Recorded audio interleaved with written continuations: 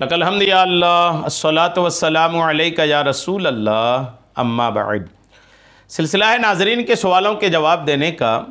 नाजरीन में से एक ने हमारे किसी वीडियो में अपने दोस्त के ताल्लुक़ से लिखा है कि मेरा दोस्त जो है वो गे है, यानी हमजिन्स परस्ती है, लूती है, और उन्होंने लेवातत से हमजिन्स परस्ती से तौबा भी कर लिया है।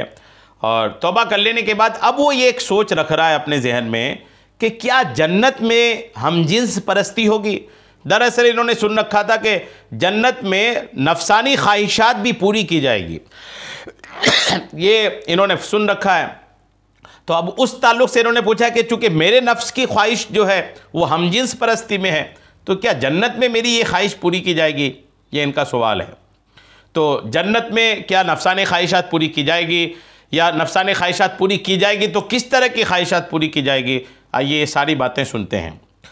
इससे पहले मैं हमजिन्स परस्ती की जो मजम्मत है उस पर कुछ हदीसें भी अर्ज़ कर देता हूँ, चूँकि आपके दोस्त के जहन में अभी भी हमजिन्स परस्ती की मोहब्बत बाकी है, तभी तो वो उसकी ख्वाहिश अपने दिल में बचा के रखते हैं ना। जबकि तौबा किए हैं तो तौबा ऐसी करनी चाहिए थी कि उसकी सारी चीज़ें अपने दिल से निकालने की कोशिश करें। जो चीज़ गलत है वो दुनिया में भी गलत है, आखिरत में भी गलत है। गलत है मतलब गलत है, गैर फितरी जो चीज़ है वो गैर फितरी चीज़ है। जी हाँ, तो आपके दिल में जो आप अपने दोस्त को भी ये बयान सुना दीजिएगा कि वो अपने दिल में जो उसकी कशिश एक बाकी रखे हैं, उसकी मोहब्बत का जो एक चिराग भले मुधम सा है इनके दिल में जल रहा है, ये इनके लिए बहुत ख़तरनाक है। ये इनकी तौबा ख़राब कर दे सकता है।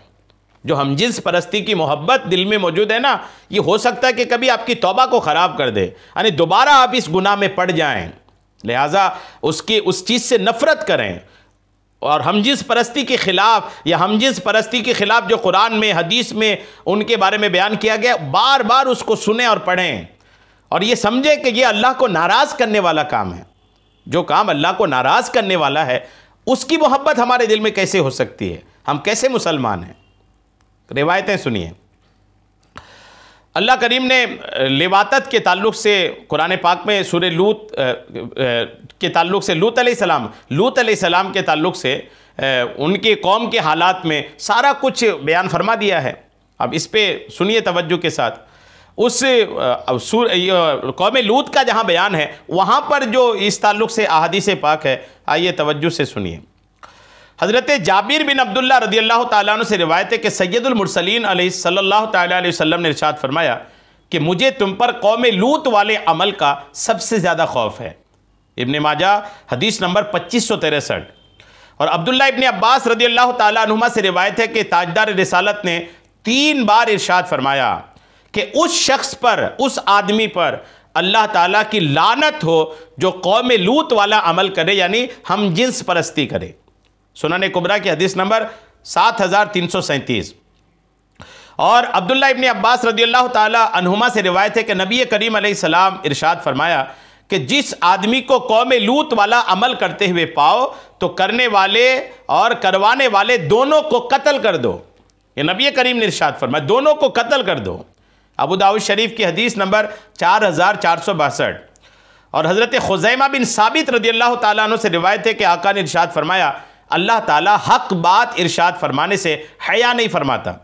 तुम औरतों के पाखाना के मकाम में वती हम बिस्तरी ना करो। इब्न माजा की हदीस नंबर 1924। और नबी करीम ने इरशाद फरमाया कि अल्लाह अज़्ज़ व जल ऐसे शख्स पर नज़र रहमत नहीं फरमाता जो अपनी औरत के पीछे के मकाम में आए, यानी वती करे। इस तरह की हदीसें हैं। हज़रत अबू सईद रहमतुल्लाह ताला अलैह फरमाते हैं कि अनकरीब इस उम्मत में ऐसी जमाअत पैदा होगी जिनको लूती कहा जाएगा। और उनकी 3 किस्में हैं। एक वो जो महज देखते हैं, दूसरे वो जो हाथ मिलाते हैं, और तीसरे वो जो इस खबीस अमल को करते हैं। किताबुल कबाइर में ये रिवायत है।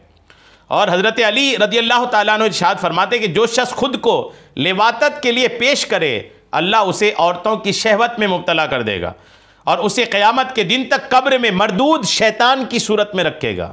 किताबुल कबाइर की रिवायत है।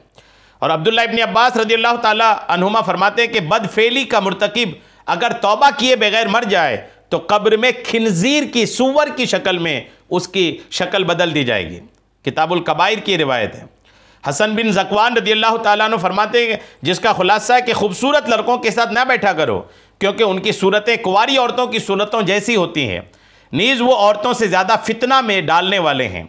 शोबुल ईमान की रिवायत है। बहरहाल ये कि आप ये सारी रिवायतें सुने आपने। लिवातत की अकली और तिब्बी खबासतें भी हैं।